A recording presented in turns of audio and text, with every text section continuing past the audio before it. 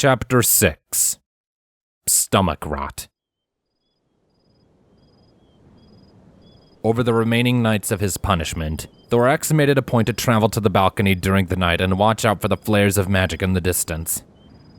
It was a strange compulsion, one that he couldn't quite wrap his head around. He didn't fully understand why, but for some reason, seeing those bursts of light out there in the distance, barely visible unless you were actively searching for them, gave him some small sense of comfort. Maybe it was because of who he believed was casting the spell. That purple pony he had met in that cave.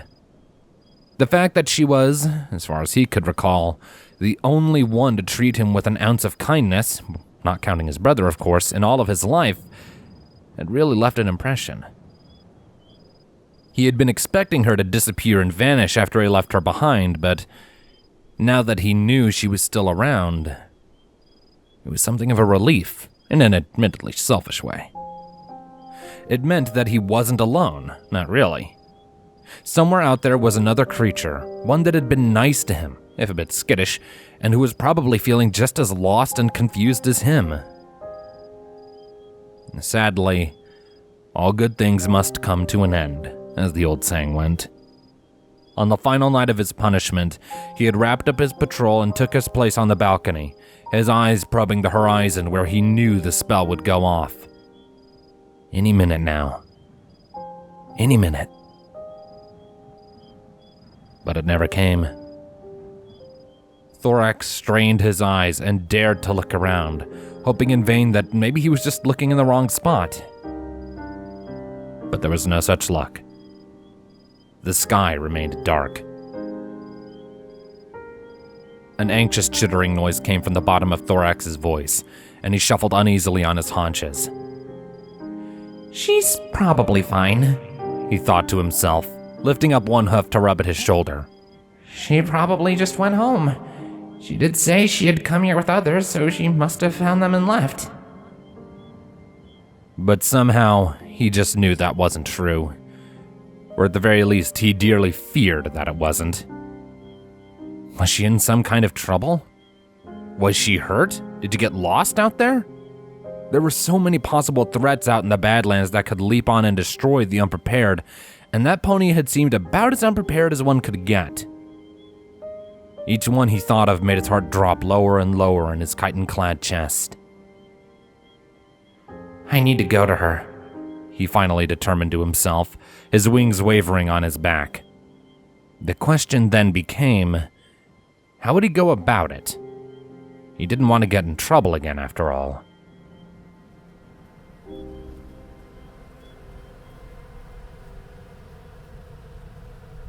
The following morning, Thorax stepped out of a hole in the wall and into a large chamber tumbled into the shape of a towering cylinder. Hundreds of small caves and rooms were burrowed into the walls at even intervals that served as the bunks for the hive's many warriors.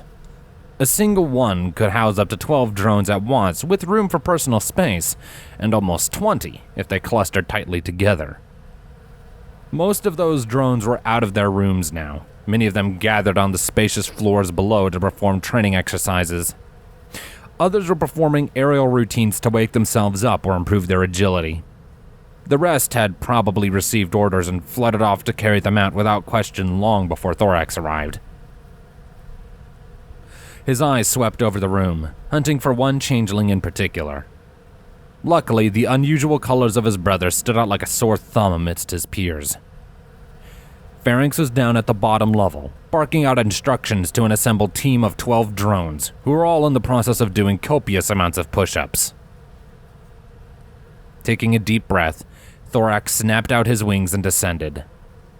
He passed by a few other drones on the way, but none of them even gave him the time of day to harass him. A small blessing, albeit a hurtful one.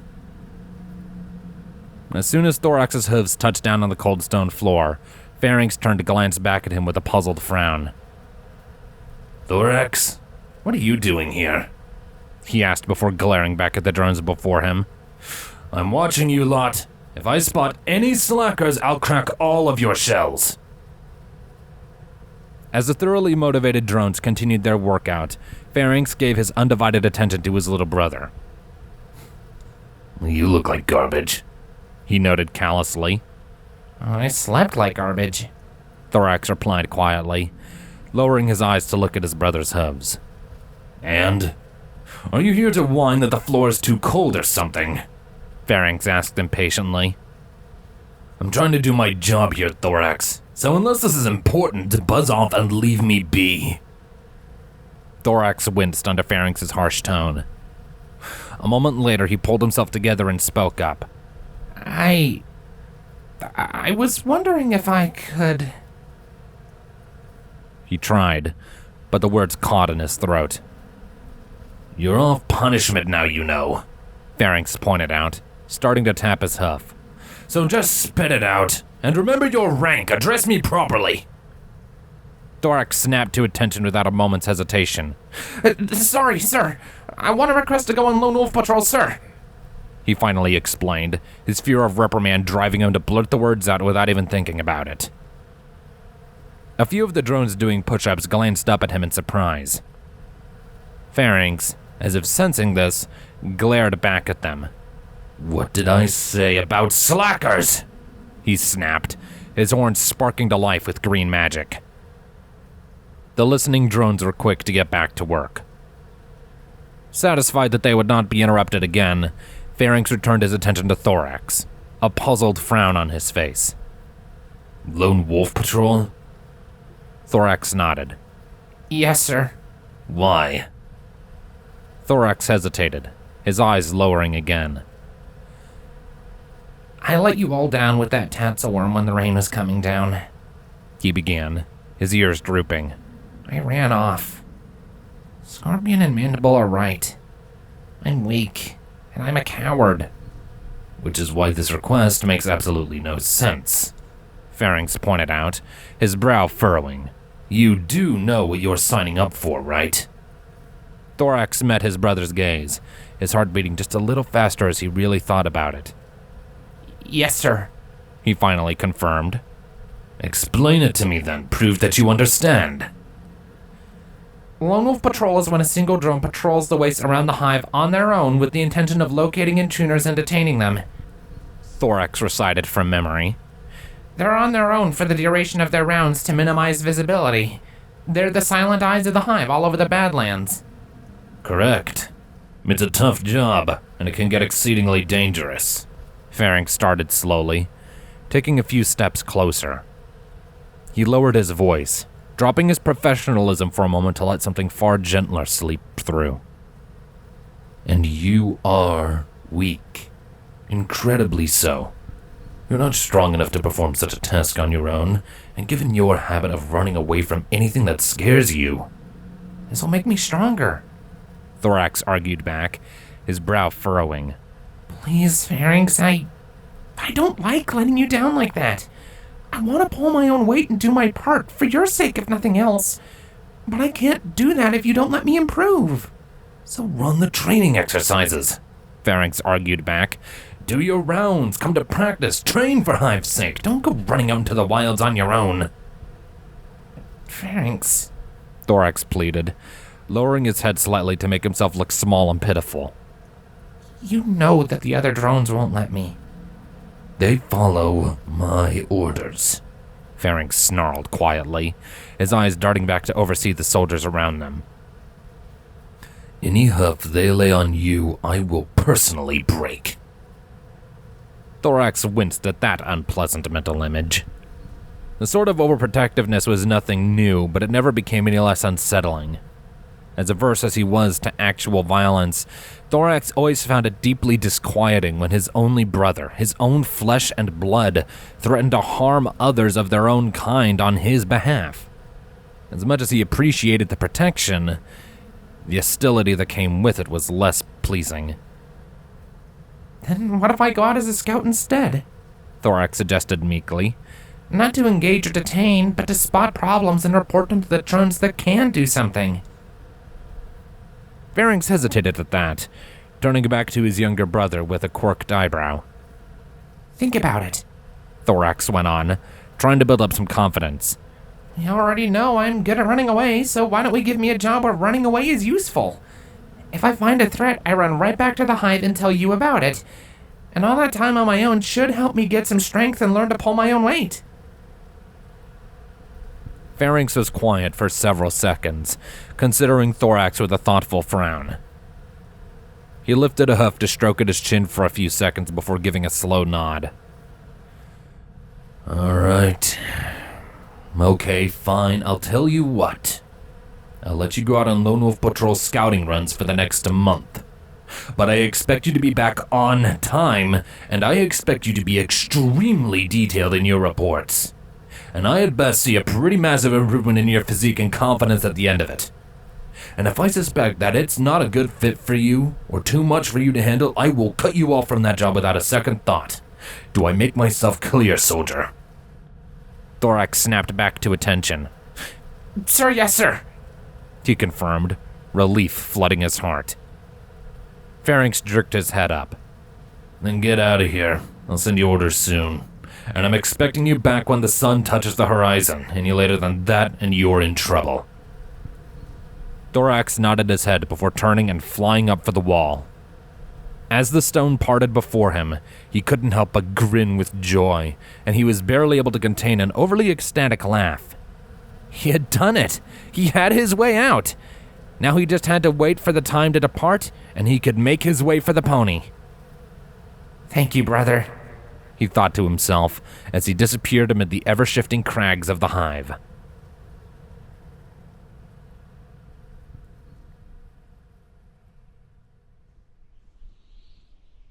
Thorax's patrol began not long after, and he soon found himself soaring through the air over the Badlands. He had assumed the shape of a rust-red hawk for this leg of the journey, to not draw any undue attention. If there were any other ponies out here with that purple one, he couldn't risk drawing their attention to him. Every so often, he swept his eyes across the terrain below him to check for any noteworthy issues. As true as it was that he was exploiting these solo patrols to check on that pony, he had to keep up appearances if he wanted to keep doing this. Nothing caught his attention, though, and soon enough the cave came into view. Thorax looked down at the slope of sand in front of the entrance, taking note of several sets of partially faded hoofprints that came and went. If he had to guess, the oldest set was no more than 24 hours old. Thorax folded his fake wings up at his side and aimed himself for the ground in a sharp nosedive. The sands rose to meet him quickly, filling his field of view. At the last second, he snapped out his wings as wide as he could to slow his fall. With a few quick flaps, a small cloud of dust was kicked up around him before his talons touched down lightly on the sand. Thorax took a quick look around to ensure he wasn't being followed, and then made his way for the cave entrance.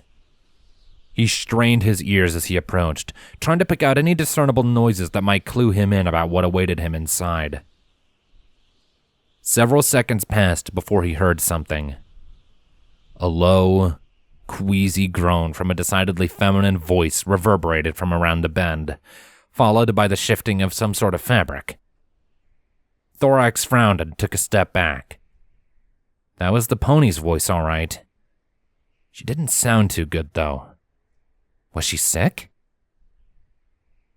Backing out of the cave and putting some distance between it and himself, Thorax allowed himself to revert back to his true form in a swirl of fire. He took a deep breath to steady his quaking nerves, and then stepped into the cave again. His hoof scraped against the stone floor the moment he stepped inside, the sound echoing loudly in the quiet space. Up ahead, he heard the pony inhale sharply, before falling completely silent. Thorax paused, listening. The mare had obviously heard him. Hello? He called out after a moment, not wanting her to freak out and attack him the way she had the first time they had met. It's me, Thorax. Are you still in here? A shuddering exhale was the response, and it sounded like she was relieved to hear the familiar voice, but there was something else. Something wrong. Growing more concerned by the second, Thorax strode slowly forward into the cave. Why isn't she saying anything? He got his answer when he rounded the corner. His eyes fell on the mare lying down in a cobbled-together bedroll.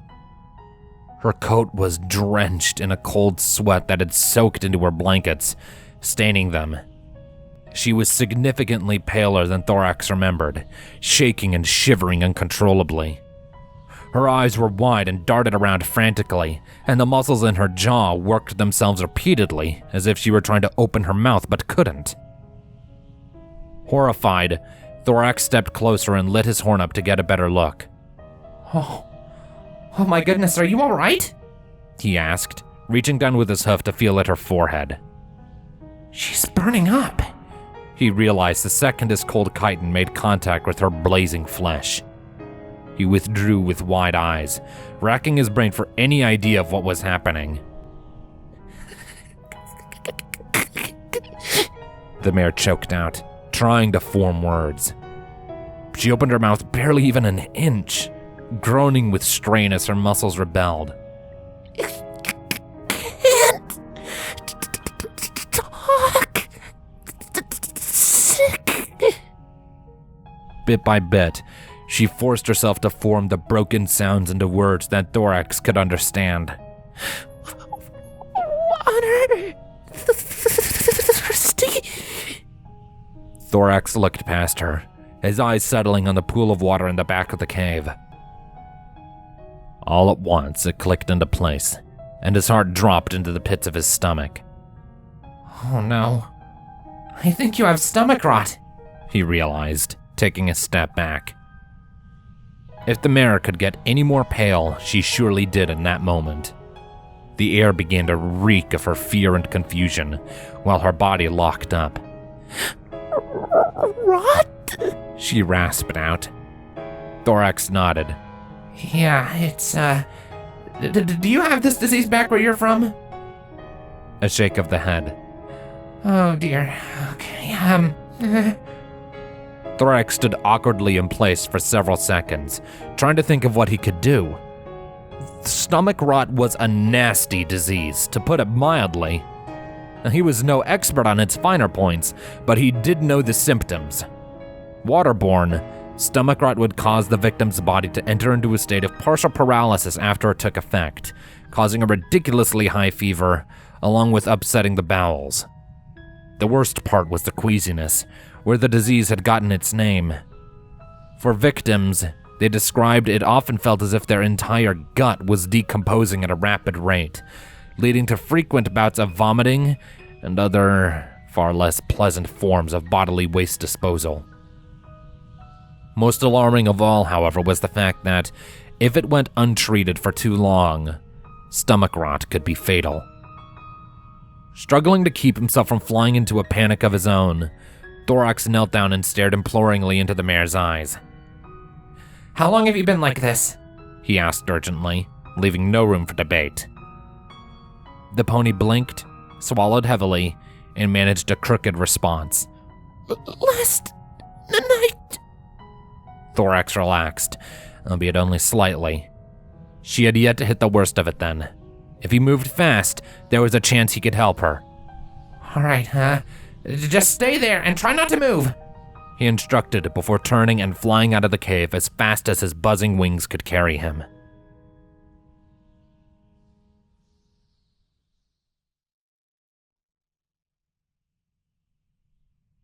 Fear, confusion, and curiosity. Those were the three emotions that had filled Twilight's entire being ever since she had started shaking in the back of her cave the previous night. Her strength had left her very rapidly, leaving her in her makeshift bed and incapable of getting up to hunt for food or supplies. As the night had dragged on, her symptoms had only gotten worse and worse, leaving her incapable of even a moment of sleep. Her muscles had gradually stiffened inside her body, making it difficult to move or act in any meaningful way, and her stomach had never felt so revolting in all the years she had owned it. In her fever-induced delirium, she had honestly considered buying a replacement when she got back to Ponyville, completely discounting the fact that, typically speaking, ponies didn't sell stomachs. I'll just write a letter to the princess, she had thought when she had a brief moment of clarity to remember that detail. Get her to legalize the sale of stomachs. Just need to talk to Spike. Where is he? And then she remembered that she was all alone out here. Crud. Hours had passed like this, before finally, the light of the dawn began to seep in through the cave mouth, just out of sight. She had tried to pull herself over there, but her worsening symptoms had made that basically impossible. She was stranded on her bedroll, feeling almost suffocated by her own blankets, frequently devolving into dry heaving fits and feeling increasingly thankful that she had eaten very little over the last few days. She was not in the mood for the sort of mess that would come as a result. It was pretty obvious to her what had happened. She had gotten too greedy in her consumption of the cave's water without having any means of cleaning it. No reliable or long-term means, at least. She must have contracted some kind of disease. Dysentery, perhaps, or some far-off cousin to the infamous disease that had ruined the journeys of so many in the past.